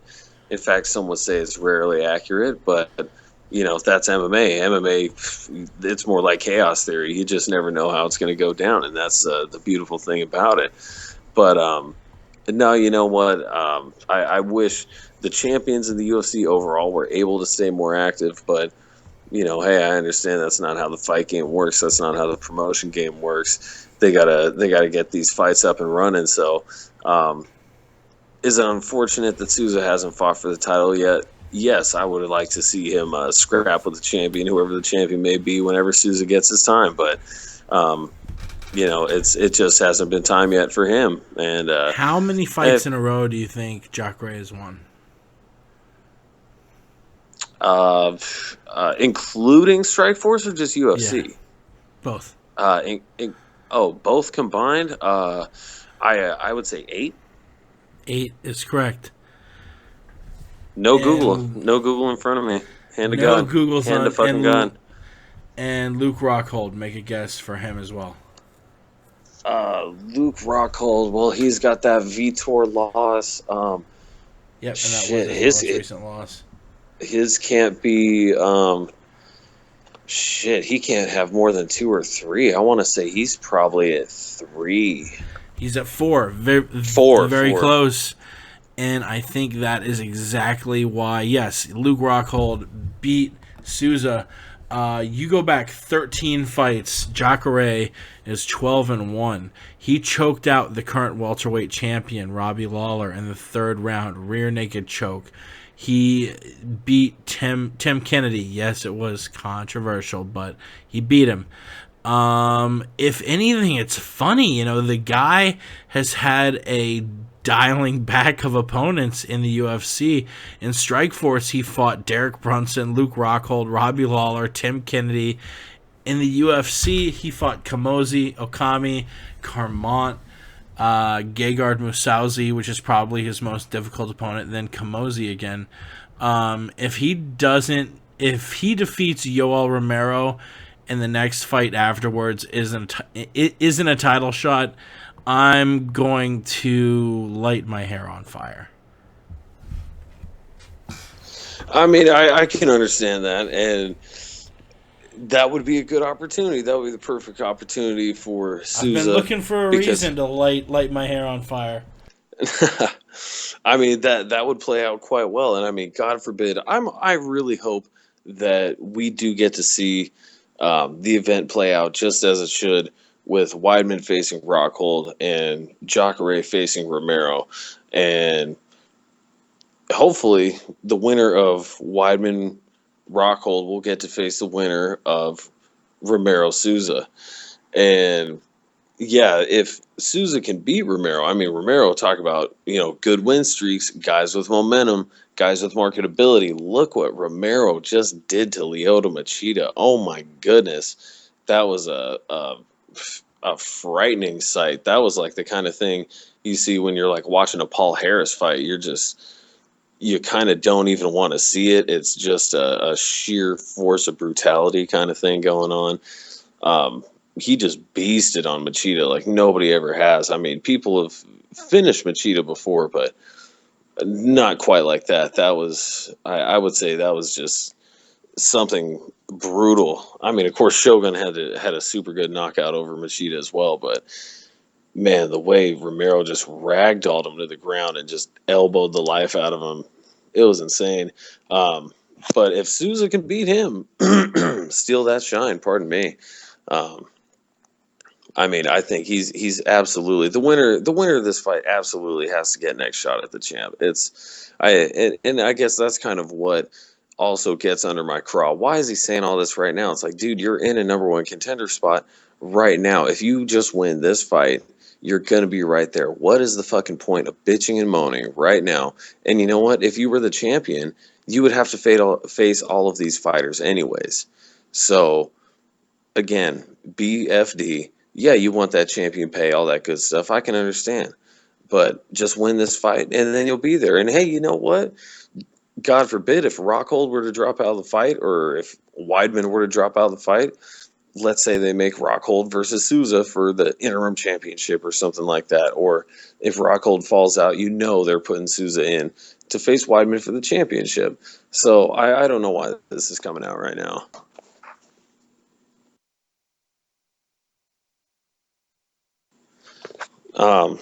It's just. Ooh, I was speaking to a muted mic. Thank you there. And it is locked down. We're seeing Weidman versus Rockhold. As much as I may bitch and moan about it, but we do hope Jacare the best. We have a few more topics to break down before we close it out.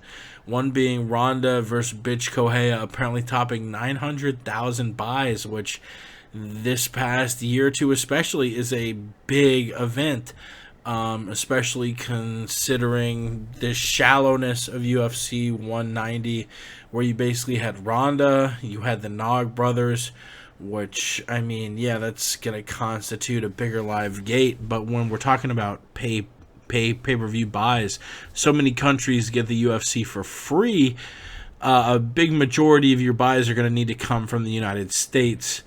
Ronda versus Kohea apparently topping 900K, which would put it up there, if not past UFC 189. It really makes you start to wonder, Brock Lesnar, Dana White and Zuffa and the UFC won't admit it, but Brock Lesnar is the biggest draw the UFC ever had. Anderson Silva was getting a lot of buys, but Brock was still the best, and really the only two giant draws of our generation have been Brock Lesnar in MMA and Floyd Mayweather in boxing. Maybe you can put Oscar De La Hoya up there as well, because he always would garner an insane amount of buys from Mexico. But Ronda now starting to really get a lot of buys, and like I heard Chael Sonnen say recently, becoming that rare athlete who can garner buys without a dance partner. Floyd and Brock could get buys no matter who they were fighting. You didn't necessarily need a strong opponent. Ronda Kohea seems to be that model where bitch was one of the worst fighters Ronda had ever taken on, and the pay-per-view went crazy. Ronda got 1 million plus Instagram followers. It was all over ESPN and national news. So I'll pose this question. Is Ronda Rousey, which is crazy, is a female fighter, Ronda Rousey, right now the biggest draw in the sport? Oh, absolutely. Ronda's the biggest draw in the sport right now. It's crazy. I mean, one of my favorite bars I go to rather frequently. I like to go out when I go and watch the fights. They're normally fairly packed, no matter what the event is. If it's on a Saturday, of course, your random Sunday cards like the one we had, not so much. But generally speaking, any card on a Saturday, especially the pay-per-views, the Weidman double title fights, stuff like that. Lots of people there. But this fight for the Ronda Rousey card, versus Bethe Correia, it was crazy. They were turning people away at the door because it was so beyond capacity. The fire marshal was actually there, shutting the doors on the place, not allowing anybody in there until people left. And I'd never seen it like that. Even in previous Ronda Rousey pay-per-views, she just keeps getting bigger, and she's a bigger star. I mean, the random chicks I had, coming up to the bar that, I overheard them spewing these random facts about Ronda Rousey, this, that, and the other. And I'm like, okay, I'm never, ever, ever here at the bar. And do I overhear a group of just 3 females by themselves, spewing any kind of statistics about any kind of fighter, be it women's mixed martial arts or men's martial arts. So it's a beautiful thing, and I love to see that. And I certainly don't mean to, come off as misogynistic or generalizing. Bitches be talking MMA. God damn. These broads are talking sports. See, there wasn't even a man over there to check them on their statistics. Wow, weren't they in the kitchen cooking me a goddamn sandwich?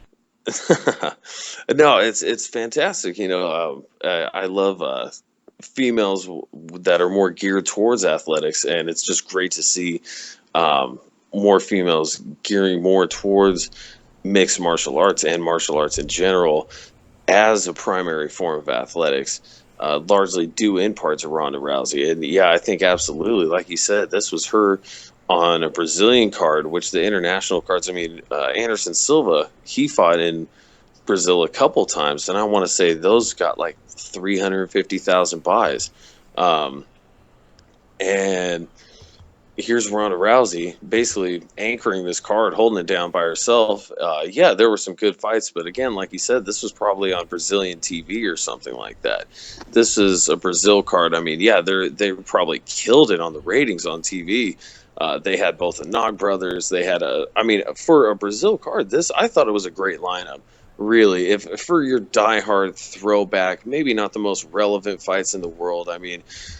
If you look at it, really, the international cards, be it Brazil, be it Canada, be it whatever European, Asian nation, Australia, New Zealand, wherever it may be, all these regional cards, they're basically like regional UFC matches, and you're fighting your way to the big show.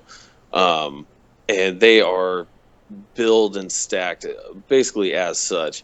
And for one of those cards, I thought this had a very solid lineup, and having the title fight. Usually it was, if you had a Brazilian champion, you'd have them defend their belt in Brazil every now and then. But this was, the American champion, Ronda Rousey, defending her belt in Brazil in a card stacked, largely geared towards a Brazilian crowd. And it killed in the American buys. Yeah. Like no card. If you want to talk about divisional relevance and things like that, UFC 189, which had 2 titles on the line and was stacked to the gills, top to bottom. The cocksucker. The third fight on the card probably had more divisional relevance than most of the fights on the UFC Brazil cards. And yet it drew maybe about 800,000 buys compared to 900 for this Ronda Rousey card. So I'd say not only is she the biggest star, I'd say far and away she's bigger than the sport of UFC. It's not that these people I don't think some of them are even interested in UFC. It's that they're interested in Ronda Rousey. So yeah, she's absolutely the biggest star that they have right now. And I want to play devil's advocate, and I think Conor McGregor is up and coming. And I think if he beats Jose Aldo and defends his belt once or twice, that there's a chance he can surpass Ronda. But you hit the nail on the head in so many different ways. She's a mainstream star. You see every fucking day on ESPN, as much as I want to shoot myself in the nose whenever I see it. Floyd Mayweather says this to Ronda Rousey. Ronda Rousey says she's the more efficient fighter. Floyd Mayweather says he has a bigger bank account. I don't give a fuck about any of that. And as much as I hate seeing that on the front page, it's on the front page. Ronda Rousey is the face of MMA. For a while it was Brock Lesnar. And then after Brock Lesnar, it was Dana White. And then we had flashes of John Jones and Anderson Silva coming on and off the grand stage. Ronda Rousey is the face of MMA currently, and I think she's a good ambassador, and I think for the most part she's doing it well. And our next topic kind of alludes to maybe there being a story that's come out, been rumored, been alleged recently that might be bad for the face of MMA, Ronda Rousey. Travis Brown's wife accusing Ronda Rousey of sleeping with her husband, and apparently from sources there have been pictures that have come out. There have been blog posts from Ronda's camp alluding to some trouble on the path.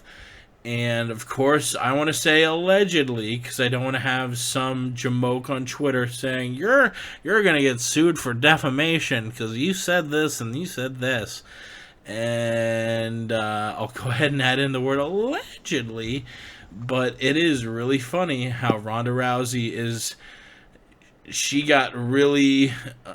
one of the things that she got a lot of press for in the build-up to the Bitch Kohea fight is her spreading around the term DNB, which stands for Do Nothing Bitch, which Ronda Rousey, she's a go-getter. She lived out of a car for a while.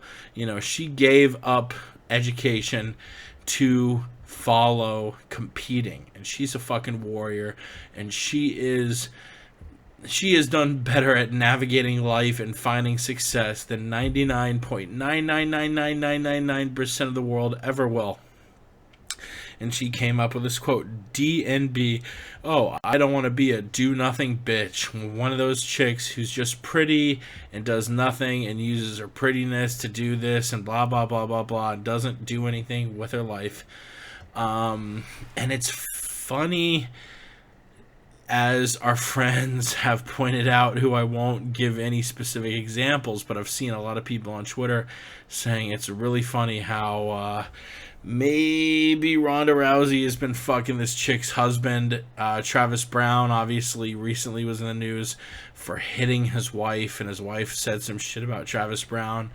If all this turns out to be false, like, you know, I sort of poked fun at the idea of defamation before, you might be able to find something against Travis Brown's wife if A, Brown never put a finger on her, and B, the Ronda Rousey thing is totally untrue.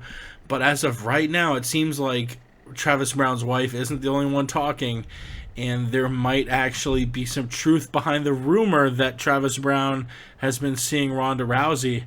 What do you make of all this? Does this change your opinion of Rousey?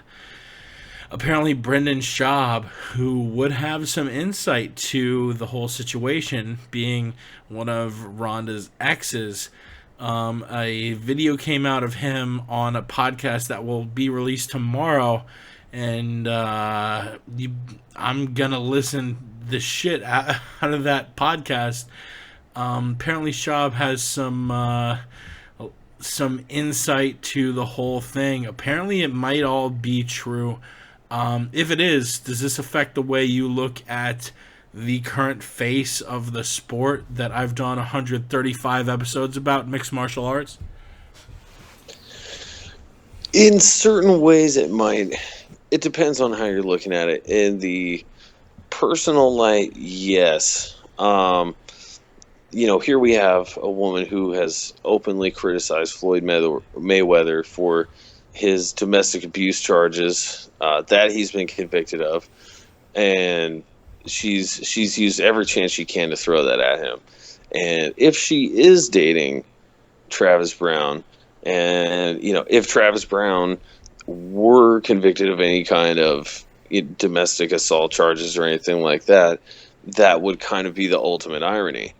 Now, who knows what's going on with the case? Again, this is all allegations and stuff like that. We don't know if Rousey is dating him. We don't know if Travis Brown did hit his wife. These are all things that the courts and lawyers and things need to find out. And, you know, really we can only speculate, and probably shouldn't even speculate on that. But, hey, here we are doing it. So, yes. I mean, why not? Objection.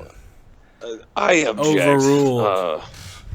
Grounds of hypocrisy. Habeas corpus. Yes, order in the court and all that sort of thing. I just, one of the reasons I like the Diaz brothers, and I back the Diaz brothers for years, is because they're not faking and they're not fronting on who they are. And they say, you know what, hey, we're from Stockton. We smoke a little bit of weed. Things get ghetto every now and then. Gracie Jiu-Jitsu. What's up, And Gracie Jiu-Jitsu. Caesar Gracie Jiu-Jitsu. That's what it is. And that's what they rep. And you know what? They never disappoint because they are true to what they say. And that's the one thing. I don't like them because, they're gangster and they're thug or whatever it is. No, I like them because they are not putting on a character and, not doing an act. They're just doing them. If you're coming out and, trying to be all thug, but it turns out, you're soft as a cupcake, then, I don't like you because you're faking and you're fronting. So just don't, whether or not this falls into that category. Yeah, don't be no frontin' ass, bust ass, suck ass trick. And I don't know that this falls into the faking or fronting category, but this could be potentially even a worse category in selling your personal value short. Man, and that's something I can't really judge Rousey for. That's just something, you have to live with on your own. Professionally, hey, she works hard as fuck. You can't argue against that. So that certainly doesn't change my views on her work ethic or anything like that. But I didn't even bang the pussy. I just ate it and left. But that's about it. I think I don't know if this changes it a whole lot. Maybe I feel it kind of softens her image a little bit, though. Again, you're kind of selling yourself a little bit short there, talking all this about domestic abuse, and you're with someone who's an alleged domestic abuser again, and who knows, that might be pretty hard to prove anyways. But yeah, definitely not a good look. But we'll see what happens in the future here, because there hasn't been too many smears against Ronda yet, and a lot of this is actually most of this is largely unproven. So I'll have to wait and reserve judgment a bit on this one. If he was high as fuck, he'd dial an ambulance. That's right. If he was high as fuck, he would dial an ambulance. I feel like you look at tainted records. Floyd is the poster boy for that. Yeah, maybe Ronda had a little bit of foggy judgment there, but at the same time, if it did go down, I'm assuming that it wasn't while Brown was still close with his wife. It seems like they've been married but sort of separated for a little while. I don't think the whole battery thing at all should overlap with Rousey's decision to shack up with him, because chances are she had no idea that Brown was probably hitting it and going home and beating his wife up. Allegedly, which all this is alleged. I don't want to get sued, but I mean, you use common sense. Even if Ronda was romantically involved with Travis Brown, I doubt she was aware that Travis Brown was beating his wife, unless she's some sort of crazy fucking sociopath. Ronda has the right to hook up with whoever the shit she wants, and it's probably bad judgment, because if she wanted, she could, get with a nice all-American boy like Luke Rockhold, who I love the quote by Joe Rogan, which is the only reason anyone anywhere ever has gotten laid is because Luke Rockhold didn't get there first.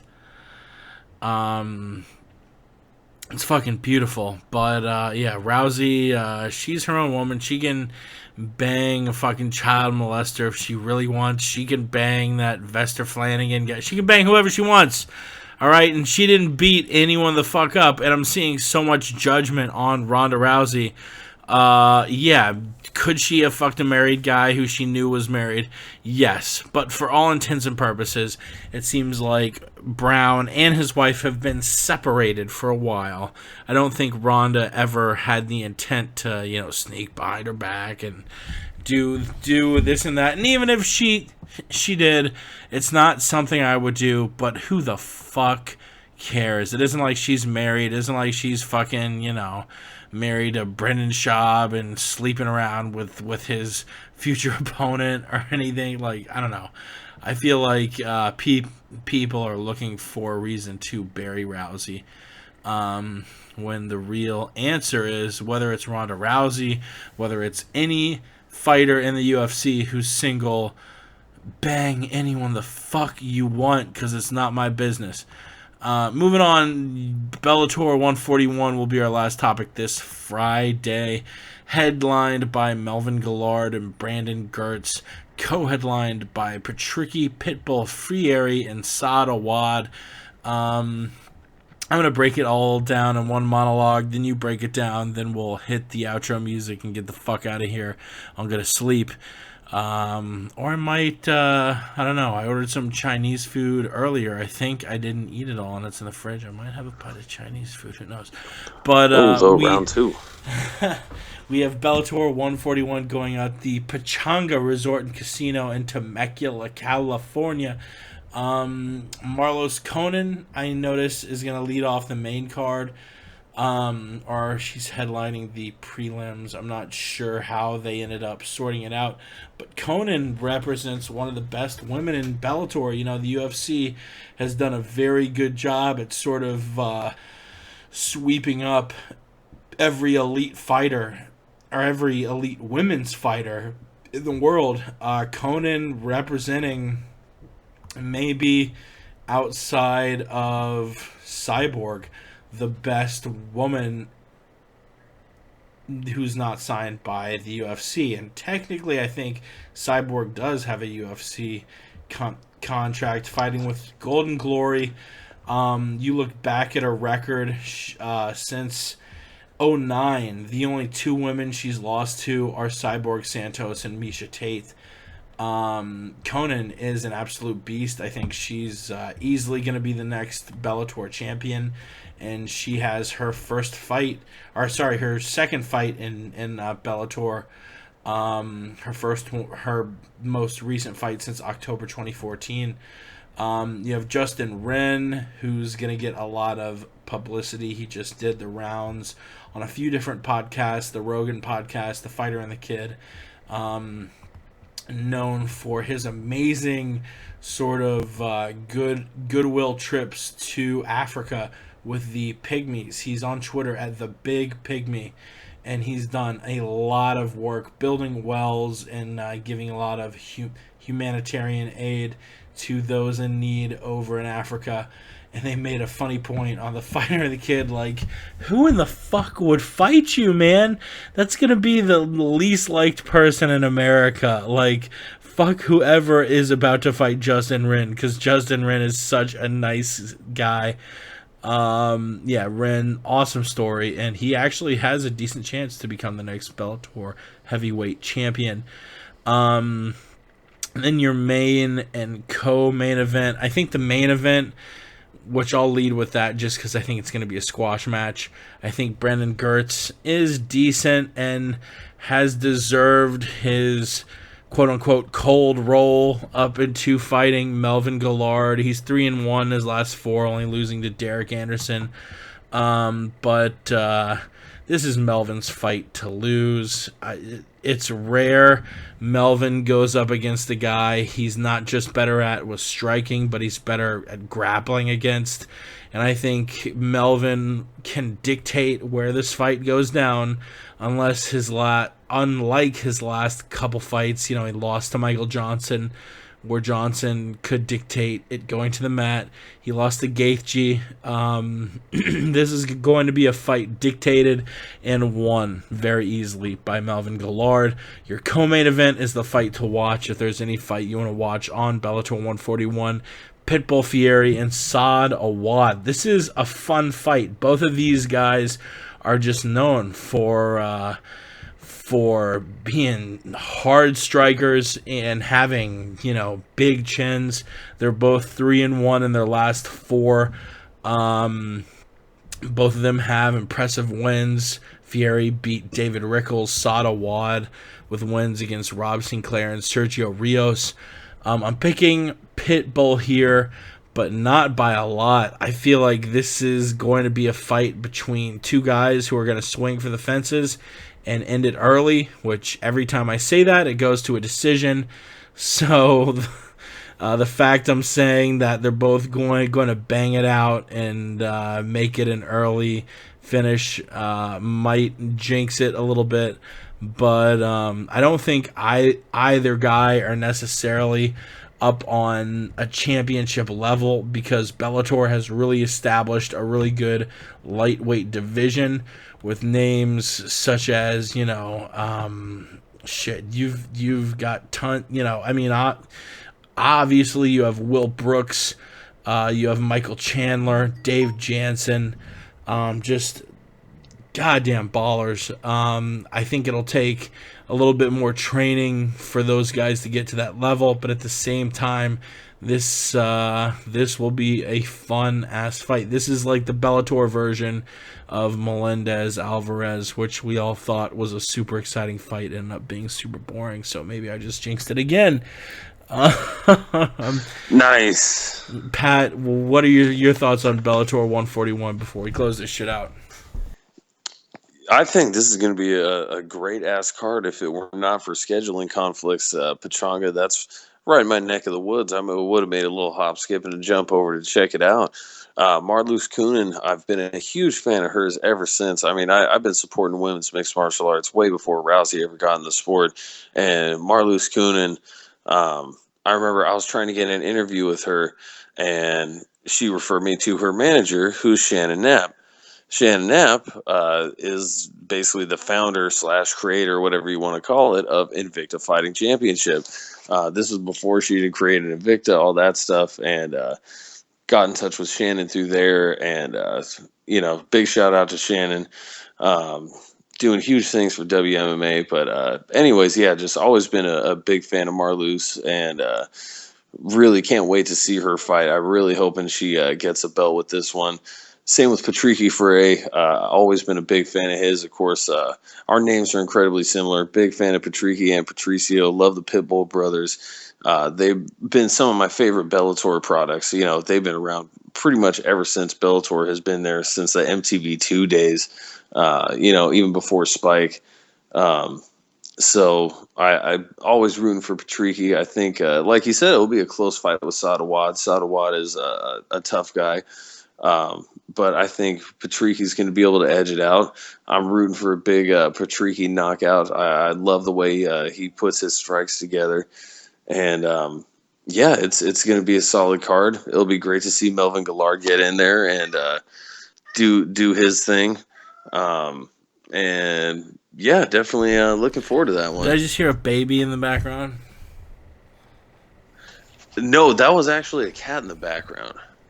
What is the cat's name? Oh, the cat's name is Pickles. Have we gone over this before on the show? I remember we had that cringeworthy chat with Tom Lawler about like Sergeant Buttfuck or whatever his cat's name is. Oh my God, no! I wish that. You know what? I might change my cat's name to that now. That's Sergeant Buttfuck. That's fantastic. I've really been debating on that because, the ex-wife named the cat, and, it's one of those things. Hey, do you change a cat's name? It's been the cat's name for so long. I don't know. Maybe the cat wouldn't care. Maybe, Sir Dabs a lot or something like that. I don't know. We'll figure something out. Lot. What up, son? Shout out to Sir Dabs a lot. Who else? Shout out to The Truth, Westland Eagle. Shout out to the Filthy FRB Show. Follow them, FRBshow.com. iTunes, YouTube, SoundCloud. The links are all on FRBshow.com. Of course, Front Row Brian. John Pierre Marini and Chael Sonnen, who were just on the last 2 FRB shows. Our boys, Kevin Black, the MMA enthusiast, Mystery Meds, Alan, Yao, Hunter, the Mims, who else? Ross, everyone who tweets me. Tom just retweeted me at Lovin' Life Kawaii. Davey Boy, we gotta have the homie Davey Boy back on. Super Calo, Gilberto Sanchez at Gilly491. Shout out to you, homie. Our boy Gavin Steele, of course. Our boy Josh Webb, who just made on the Dan Patrick Show. Gotta shout out Mike Hammersmith, Joshua Bell. I'm getting all the shout outs in that I can. 2 Live Crew for the for that jam. Throw the D, listen to that. Talk MMA, our boy Diz. As always, you can find us on Twitter at the MMA Podcast, the MMA Podcast.com. Shout out if you got a birthday in the next 6 months or the last 6 months. If you breathe air, we appreciate you listening to the show. Pat, any last words before we put a cap on it? Fuck to the yes, sir. Just follow your boy P Money at Sweet Pappy Jones on Twitter and Instagram. You can find me bullshitting on Twitter, talking about picks, whatever it may be. You can find my picks on Instagram. See what Lil Pickles the Cat looks like, aka Sir Dabs a lot. And you follow the whole crew. Show the MMA Podcast family love, y'all. We'll show you that love back. And we're all about the love here at the MMA Podcast. If you're listening to my voice right now, I love you. And we'll see you next week. We'll break down some UFC 191. Speaking of 191, I think we might do a fight companion show with the Filthy FRB show. Myself, Front Row Brian, maybe Filthy Tom Lawler, maybe even a return of Ramsey at the Aunt Jimmy show. The word on the street. I get so many tweets and comments the last few months. I've gotten more comments and tweets and everything about when is Ramsey's coming back. Holy shit. Which we might see him back this coming Saturday at UFC 191 for the fight companion on the FRB show. Who knows? We'll see him soon though. He is doing well. My boy Ramsey's is on the rebound, and you're on the rebound too. You're about to have a fucking amazing weekend, a fucking amazing week. Thank you for listening to the show. Like I said, I love you. We'll see you next week, and until then, I'll leave you with our boy Mystery Meds. We gone. Jake, tune into the MMA Podcast every Tuesday night. Got the wild style, always been a foul child. Realize, sucker, I be the coming like Noah.